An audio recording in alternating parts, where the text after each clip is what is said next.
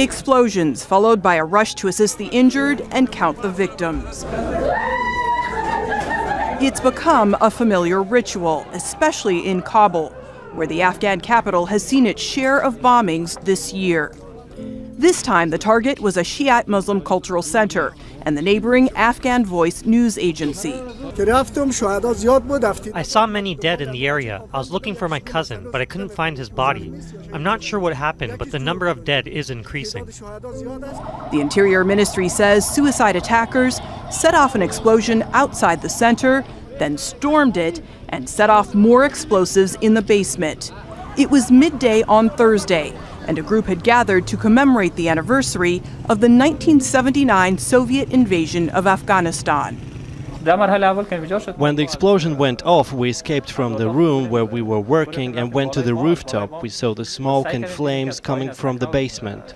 No one has claimed responsibility. The Taliban immediately issued a statement denying involvement. An analyst tells Al Jazeera, given that this attack was in a Shiite neighborhood, this appears to be the work of ISIL. He says the armed group has been targeting the Shiite community this year, as well as media outlets. The ISIS in Afghanistan, in order to make a mark, media has not been providing them enough amount of coverage that they have been seeking through their activities. So they have been targeting the media outlets here in capital Kabul as well as in the regional hubs in order to make sure that their voice is raised. In May, a truck bomb killed more than 150 people in Kabul in what has been described as one of the worst attacks in recent memory. Afghans are trapped by violence from ISIL and the Taliban, and what critics say is the inability of security forces to protect them. Anger has led to protests and calls for resignations in the government. Analysts say what ISIL lacks in numbers, it makes up for in tactics. It's not the strength, but the sophistication of their operation and the amount of exactness and preciseness in their operations that they usually target with little strength or little amount of input. They create a lot of wavelength in terms of achieving their strategic objectives. The people at the cultural center were looking back and remembering a dark time, or Black Day as it's called in Afghanistan, when the Soviets invaded. For the families of the victims, Thursday's attack has become another Black Day.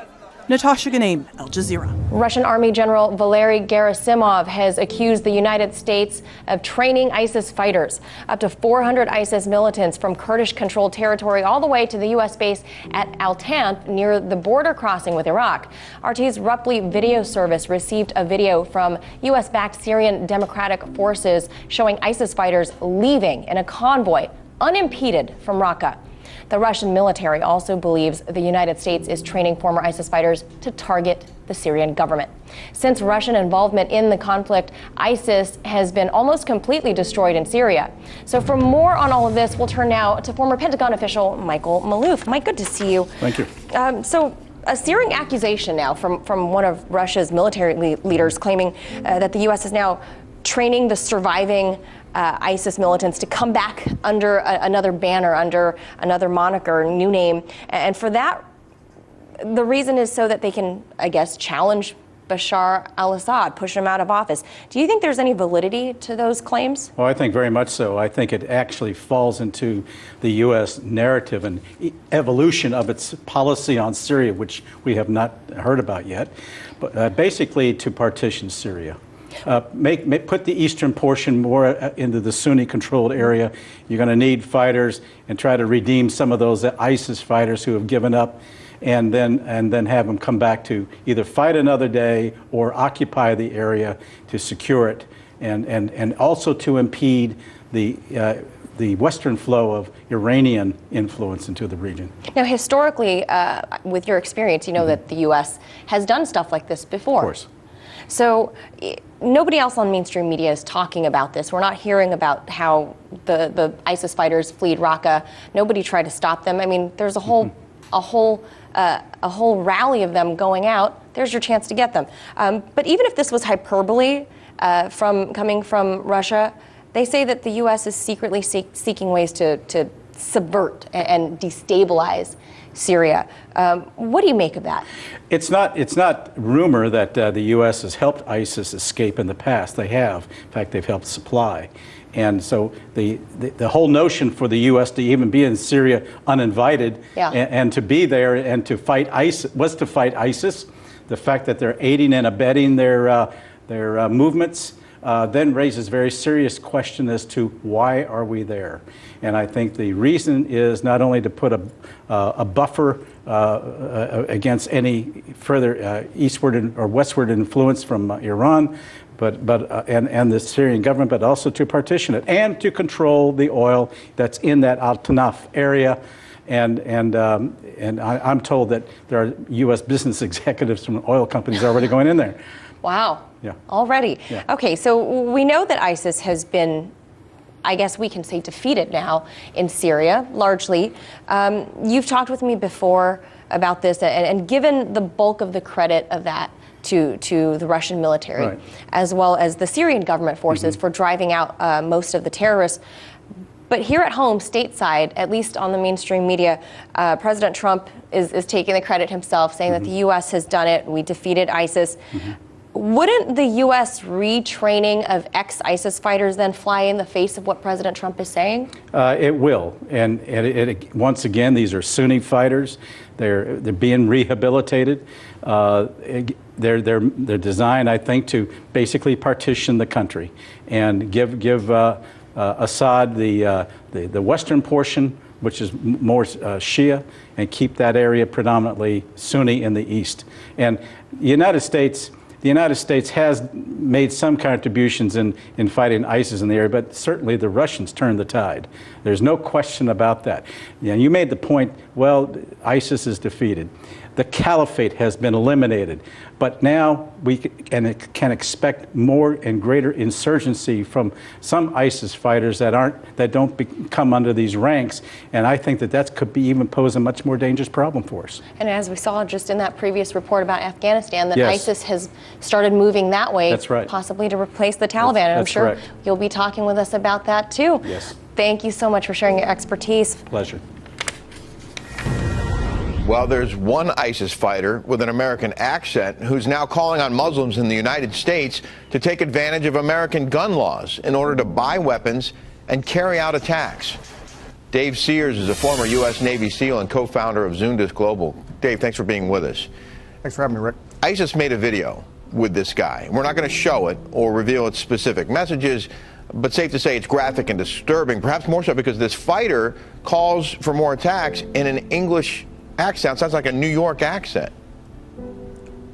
Right, absolutely. I don't think that this is any giant surprise. We know that we've had people go over there. We know we've had some Americans or purported Americans that are sympathetic to ISIS, and they exist here in the United States as well. Well, how likely is it that the feds know who this particular guy is? I would say with video and all the forensics that can be done from that, pretty likely. And how important is that they know who he is in terms of tracking him down? It's pretty important in wrapping up what his network may be. So who is he associated with? So once you have his identity, now we can build out the spider web from there and say, who does he talk to? Who does he associate with? What are the towns, the cities, the people, the mosques that he either sympathizes with in the United States or talks to or communicates with? It's important for the network. And he's calling on Americans to take advantage of gun laws and get guns and use them. You don't think this is just about guns, though, do you?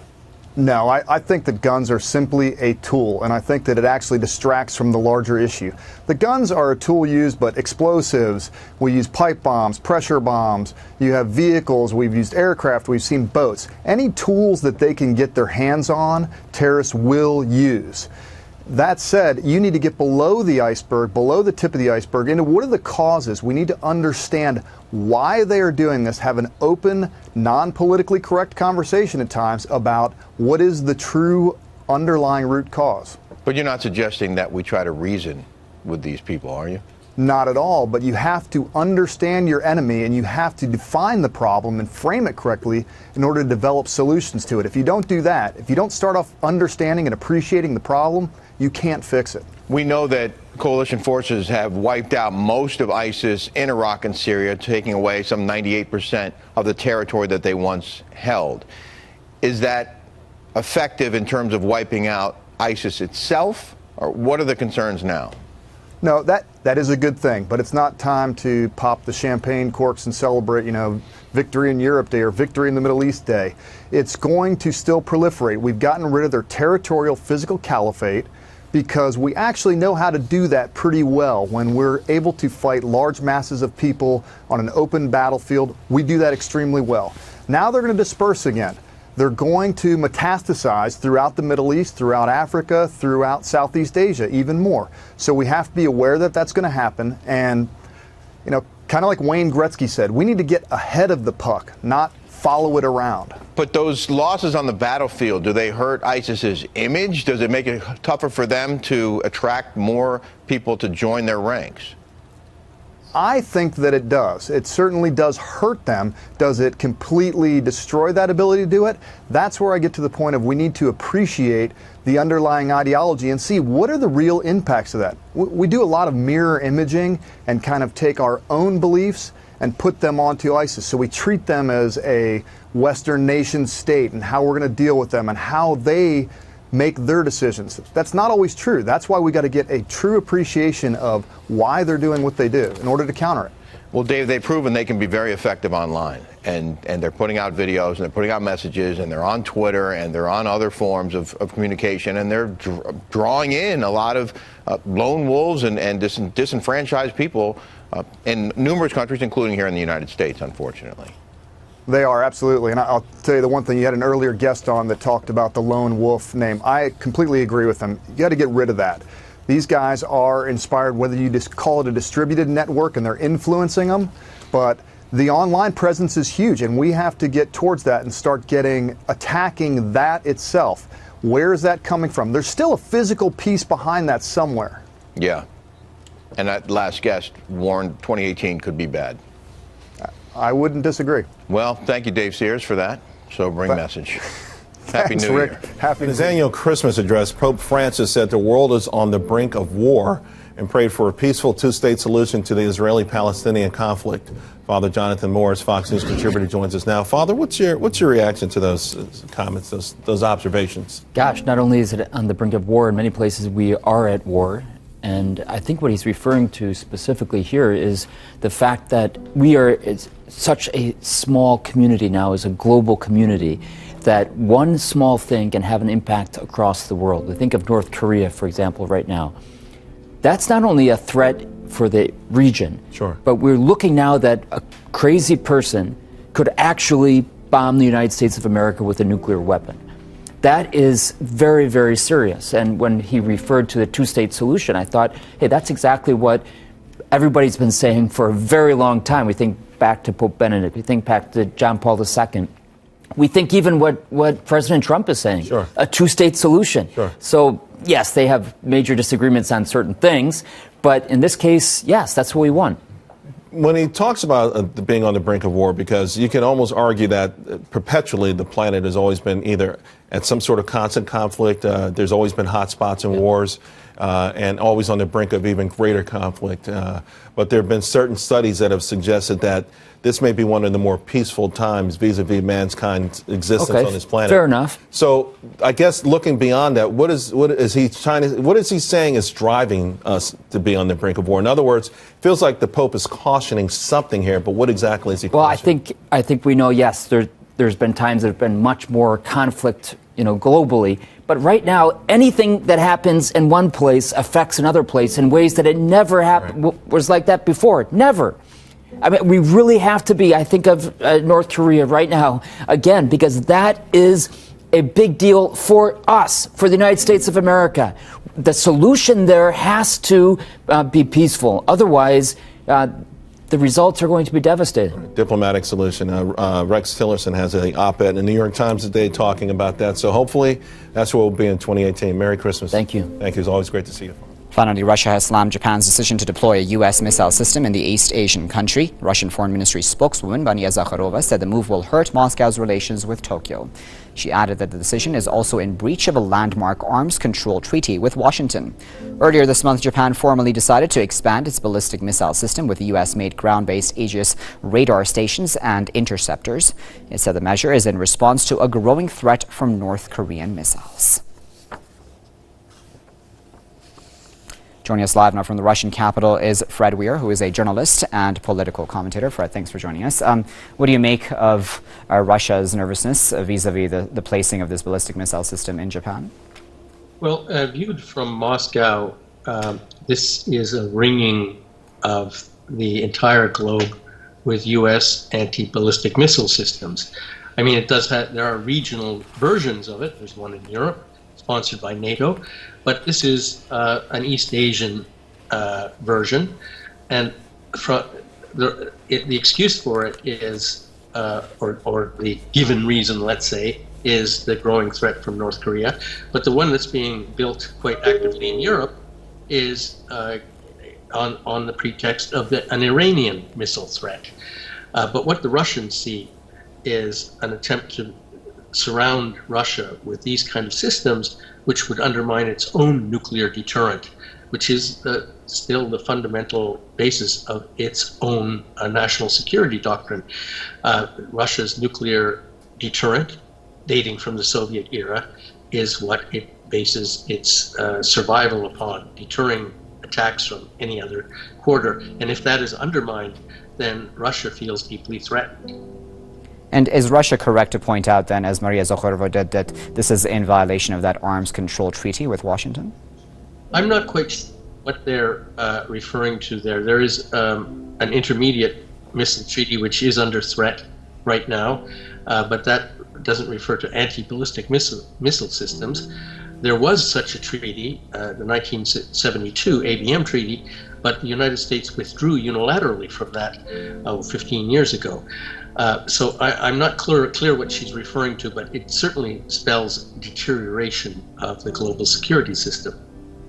Very well, Fred. We'll leave there at that, but of course, as always, we appreciate you sharing your insight with us.